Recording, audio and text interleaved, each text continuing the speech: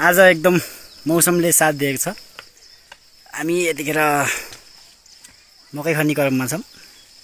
अनि पालतिर भीमङ्गलको पनि खेतर आउनुहुन्छ, खन्दै हुनुहुन्छ। अनि यहाँ हामी पनि मकै खन्दैछौँ।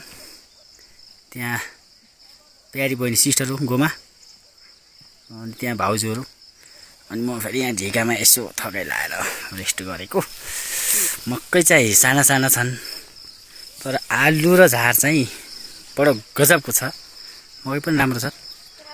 अहिले मौसम एकदम राम्रो छ, छ्याक्क छ। मौसम क्लियर छ। अलिकति मोबाइलको क्वालिटी कम भएर अलि क्लियर आएको छैन।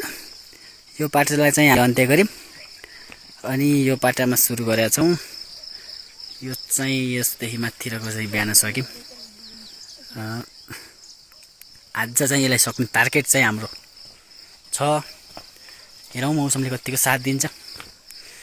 अब ट्याक्क यस्तै छ हजुर। मलाई हेर्न त कसरी हेर्नुहुन्छ भनेपछि यस्तो घुम्छ होइन, च्याट्ट क्यामेरा घुम्छ। मोबाइल क्वालिटीको भएपछि यस्तो हुन्छ, घुमा ट्याक्क निकाल्ने। मलाई चाहिँ फरुवा चाहिँ सानो सानो छ, हेर्नुहोस् मान्छे अनुसारको फरुवा मिल्या छ। यसले चाहिँ नि च्याट्ट खन्यो भने 4वटा बुट्टा मकैलाई माटो पुग्छ, त्यस्तो कडा हो म। ढिलो आउने कडा आउने मान्छे म हो। अब त के भन्नु, तपाईँले बुझिहाल्नु, कोदालो देखेरै बुझ्नुभयो होइन, कतिको खन्छ भन्ने कुरो। यस्तो छ।